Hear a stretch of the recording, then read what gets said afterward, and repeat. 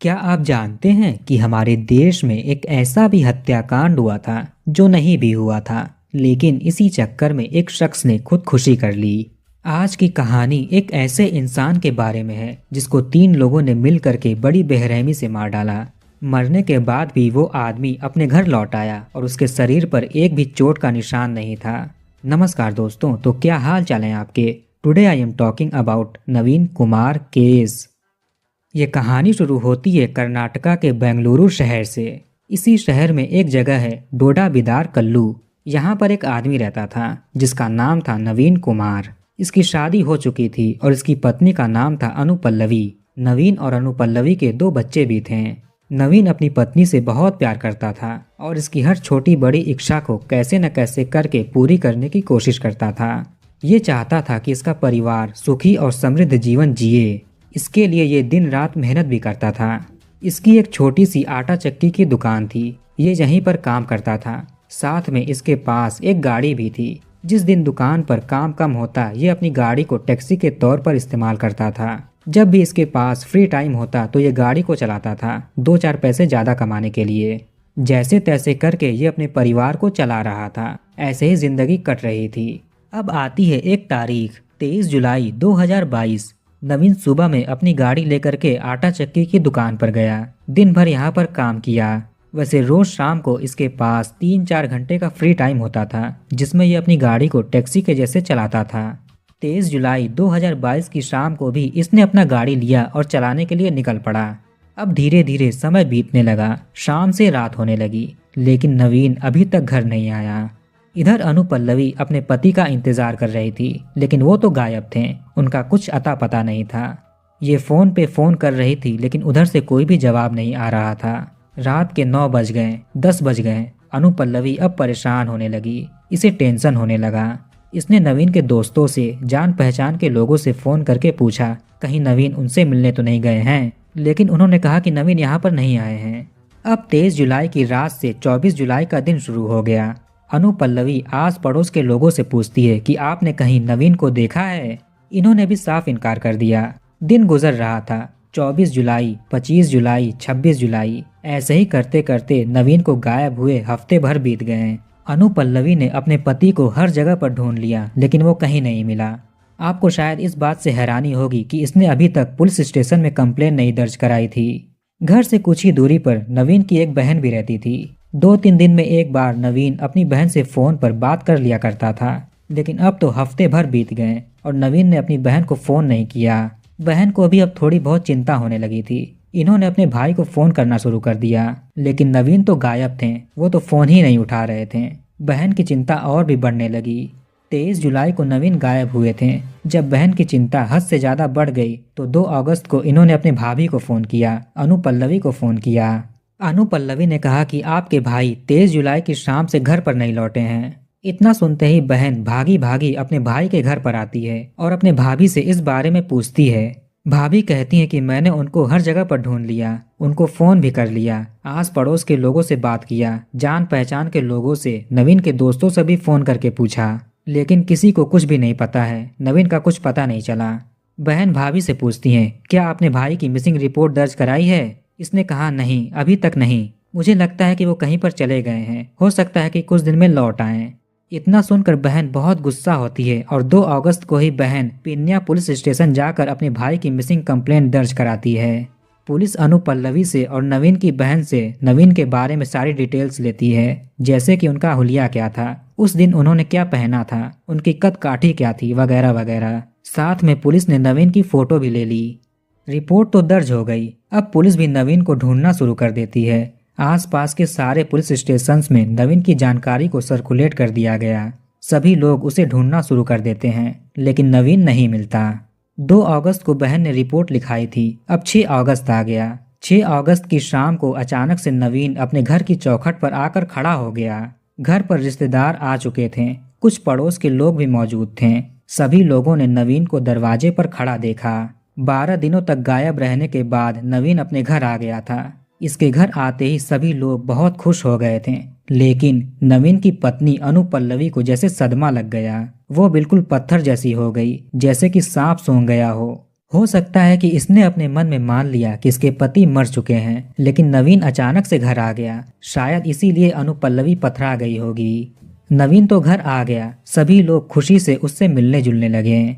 एक रिश्तेदार ने कहा कि पुलिस में मिसिंग कंप्लेन दर्ज कराई थी, पुलिस को इन्फॉर्म कर देना चाहिए कि नवीन मिल चुका है। इतने में किसी ने पुलिस को फोन करके बता दिया कि नवीन घर आ गया है। अब पुलिस घर पर आती है नवीन से मिलने के लिए। पुलिस घर आकर नवीन से पूछती है कि तुम इतने दिनों से कहाँ गायब थे, तुमने अपने परिवार को फोन क्यों नहीं किया? 23 जुलाई से अब तक 12 दिन बीत चुके हैं, तुम कहाँ थे? अब नवीन इन 12 दिनों की कहानी सुनाता है, जो जो इसके साथ हुआ, जिस जिस तरह की घटनाएं इसके साथ घटी, और एक सच का सामना भी इसने किया जिसे इसने अपने सपने में भी नहीं सोचा था। सच्चाई ये थी, जो नवीन की पत्नी थी अनुपल्लवी, उसका एक लड़के के साथ एक्स्ट्रा मैरिटल अफेयर था। एक लड़के के साथ उसका चक्कर चल रहा था। लड़के का नाम था हिमावंत कुमार।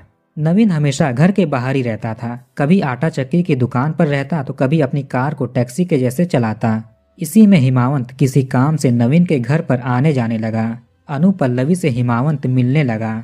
धीरे धीरे करके इन दोनों को एक दूसरे से प्यार हो गया। हिमावंत एक अमीर आदमी था, एक बिजनेसमैन था।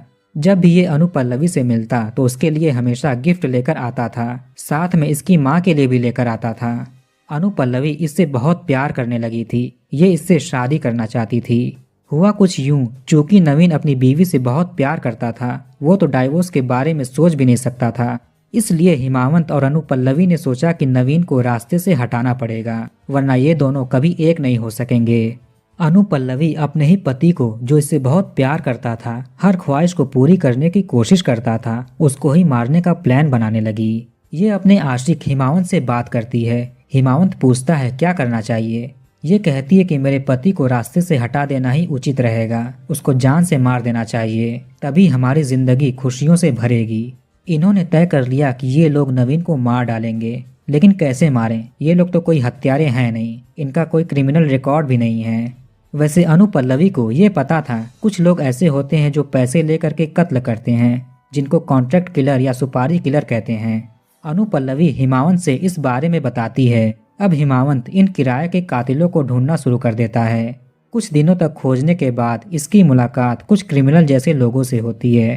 3 लोगों को हिमावंत चुन लेता है कि यही लोग नवीन का काम तमाम करेंगे। वैसे ये तीनों नौसिखिए थे, कुछ दिन पहले ही इस काम में आए थे, शायद ये इनका पहला कॉन्ट्रैक्ट था। इन तीनों का नाम था हरीश, नागाराजू और मुगलिन। हिमावंत अनुपल्लवी की तरफ से इनको सारी बात बताता है कि कैसे कैसे कत्ल को अंजाम देना है। सबसे बड़ा काम यह था कि कत्ल के बाद नवीन की बॉडी किसी के हाथ नहीं लगनी चाहिए, लेकिन ये दोनों की यह भी मांग थी कि हत्या के बाद उसकी फोटो इन्हें भेजा जाए कंफर्मेशन के लिए। वो तीनों हत्या के लिए रेडी हो गए। टोटल 2 लाख में कॉन्ट्रैक्ट को लॉक किया गया। 90,000 रुपए दोनों ने कातिलों को एडवांस में दे दिया, बाकी के 1,10,000 रुपए काम होने के बाद दिए जाएंगे। अब ये तीनों नवीन की रेकी करना शुरू कर देते हैं। अनुपल्लवी ने पहले ही सारा कुछ नवीन के बारे में बता दिया था, कब कब वो कहाँ पर होता है।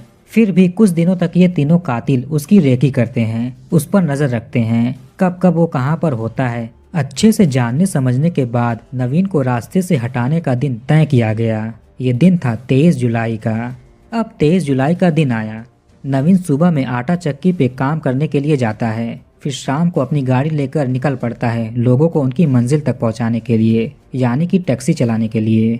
रास्ते में इसको 2 लोग मिलते हैं, उनको भी कहीं जाना था। ये दोनों वही किराए के हत्यारे थे जिनको सुपारी दी गई थी नवीन को मारने की।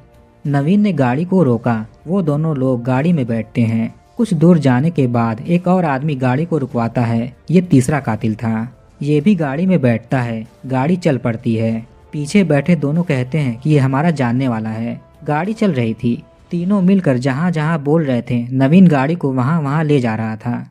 अब आधी रात को एक फोटो व्हाट्सएप के जरिए अनुपल्लवी और हिमावंत को भेजी जाती है, जो बहुत ही विभत्स थी। ये नवीन के लाश की फोटो थी। इसमें नवीन को बुरी तरह से मारा पीटा गया था, सर फट चुका था, चेहरे से भी खून निकल रहा था, गले पर धारदार हथियार के निशान थे, पूरा शरीर खून से लथपथ था। ये देखकर हिमावंत को बहुत बुरा लगा कि उसको तड़पा कर क्यों मारा, ऐसे ही खत्म कर देते। अनुपल्लवी अपने पति की ऐसी हालत को देखकर खुश हो गई। अब ये अपने बॉयफ्रेंड से शादी कर सकेगी। इन लोगों ने मान लिया कि नवीन का खेल खत्म हो चुका है, अब इन्हें रोकने टोकने वाला कोई भी नहीं है, ये लोग शादी कर सकते हैं। अगले दिन वो तीनों किराए के किलर्स अनुपल्लवी के घर पर आकर बाकी के पैसे ले लिए और अपने अपने घर चले गए। सब कुछ ठीक ठाक से हो गया, ऐसा हिमावंत और अनुपल्लवी को लगा। इसके बाद ही अनुपल्लवी अपने पति को ढूंढने का ड्रामा करने लगी, परेशान होने का ड्रामा करने लगी। इसने इसी वजह से पुलिस में अपने पति की मिसिंग कंप्लेंट दर्ज नहीं कराई थी। इधर हिमावंत सच में परेशान रहने लगा। जब इसने नवीन की दिल दहलाने वाली फोटो को देखा तो इसका भी दिल दहल गया। इसे लगने लगा कि ये मैंने क्या कर दिया, ये तो बस एक लड़की से प्यार करता था। उसके ही चक्कर में इसने किराए के कातिलों से नवीन की हत्या करवा दी। इसको अब पछतावा होने लगा कि क्यों इसने प्यार किया। उस औरत के 2 बच्चे थे, प्यार करने वाला पति था, मैंने उसका घर उजाड़ दिया।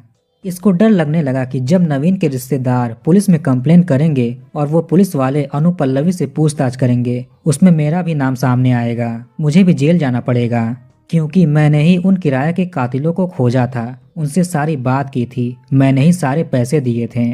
इसको जेल जाने का डर लगने लगा। यही बेचैनी इसको अंदर से खाने लगी थी। नवीन 23 जुलाई को गायब हुआ और उसका कत्ल हो गया। जब हिमावंत से नवीन की मौत बर्दाश्त नहीं हुई तो 1 अगस्त को इसने अपने ही घर में एक पंखे पर फांसी का फंदा बनाकर झूल गया। हिमावंत ने खुदकुशी कर ली। अब ये सवाल उठने लगा कि नवीन तो उस दिन मर गया था, लेकिन 6 अगस्त को कैसे ये अपने घर पर सही सलामत आ गया। इसके शरीर पर एक भी खरोच का निशान नहीं था। मैंने आपको वो वारदात तो बता दी जो होना चाहिए था, लेकिन अब आपको वो घटना पता चलेगी जो नहीं होना चाहिए था। अनुपल्लवी के हिसाब से 23 जुलाई की शाम को जब नवीन की कार में वो तीनों कातिल बैठे तो ये लोग अपने प्लान किए हुए रास्ते पर नवीन को ले जाने लगे। रात हो रही थी, रास्ते में लोग कम होने लगे थे। नवीन को एहसास होने लगा कि ये लोग कुछ गलत कर सकते हैं। इसने गाड़ी को रोक दिया और मना करने लगा कि गाड़ी आगे नहीं जाएगी। अब इन तीनों ने अपने बड़े बड़े चाकू छुरे बाहर निकाल लिए और नवीन को डराने धमकाने लगे।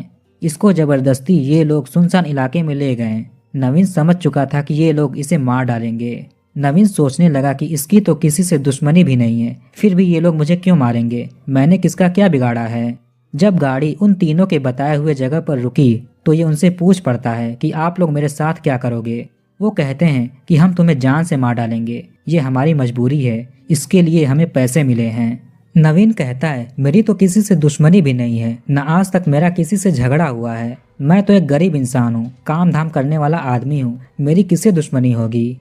इन तीनों कातिलों में से एक कहता है अब तुमको मारने के लिए पैसे मिले हैं, तुम्हारी किसी न किसी से दुश्मनी होगी ही। नवीन बहुत मासूमियत से बात कर रहा था। ये आगे कहता है ठीक है, अगर आपको पैसे मिले हैं मुझे मारने के लिए तो मुझे मार दीजिए, लेकिन मुझे केवल ये जानना है कि मुझे मारने के लिए किसने पैसे दिए हैं। अगर आप उसका एक बार नाम बता दे तो मैं बेफिक्र होकर सुकून से मरने के लिए तैयार हूँ। इसकी मासूमियत भरी बातों को सुन करके उन तीनों का दिल पसीज गया। इन्होंने अपने उसूल को तोड़ दिया और पैसे देने वाले का नाम बता दिया। इन्होंने कहा कि आपको मारने के लिए पैसे आपकी ही बीवी और उसके बॉयफ्रेंड ने दिए हैं। ये बात सुनकर इसको यकीन नहीं हो रहा था। इसने कई बार पूछा, लेकिन हर बार तीनों बोल रहे थे कि आपकी बीवी और उसके बॉयफ्रेंड ने पैसे दिए हैं आपको मारने के लिए। इन्होंने पूरा प्रूफ दिखाया, व्हाट्सएप चैट्स दिखाएं, साथ में अनुपल्लवी का नंबर भी दिखाया। अभी भी तीनों सुपारी किलर्स इसको मारने के लिए तैयार थे। इतने में नवीन कहता है ये सच्चाई जानने के बाद अगर आप मुझे मार दोगे तो अच्छा रहेगा, अगर आप मुझे जिंदा छोड़ दोगे तो मैं खुदकुशी कर लूँगा। ऐसी सच्चाई जानने के बाद मैं जिंदा नहीं रह सकता। ये सुनने के बाद सुपारी किलर्स का मन बदल गया। इन्होंने सोच लिया कि ये इसे नहीं मारेंगे, ये पहले ही टूट चुका है, लेकिन ये भी है कि 2 लाख की सुपारी मिल चुकी है, काम नहीं हुआ तो पैसे नहीं मिलेंगे और जो एडवांस में 90,000 रुपये मिले हैं वो भी वापस करना पड़ेगा। अब इन तीनों ने अपना प्लान बनाया। पहले तो ये सुपारी किलर्स नवीन के साथ पार्टी करते हैं, नवीन को ढेर सारा शराब पिलाते हैं ताकि वो गहरी नींद में सो जाए। ये खूब ढेर सारा टोमेटो केचप खरीद कर लाएं और नवीन के शरीर पर कटे पीटे निशान के जैसे जिस तरह से खून निकलता है उस तरह से केचप को नवीन के शरीर पर लगाने लगे। उसके फेस पर, गले में, शरीर के अलग अलग हिस्सों पर लगाने लगे। लाल रंग का केचप था, खून के जैसे लग रहा था। इन्होंने फ़ोन के कैमरे से ऐसा फिल्टर लगाकर फ़ोटो लिया कि ये सच में खून ही लग रहा था। फ़ोटो ले करके इन्होंने अनुपल्लवी को भेज दिया। जब नवीन होश में आया तो इन्होंने भेजी हुई फ़ोटो दिखाई। इन्होंने ये भी दिखाया कि फ़ोटो को कहाँ पर भेजा गया है। ये अनुपल्लवी का नंबर था। इतना सब करने के बाद इन्होंने नवीन को छोड़ दिया और चले गए। ऐसा सच जानने के बाद नवीन के ऊपर क्या बीती होगी बस यही जानता था।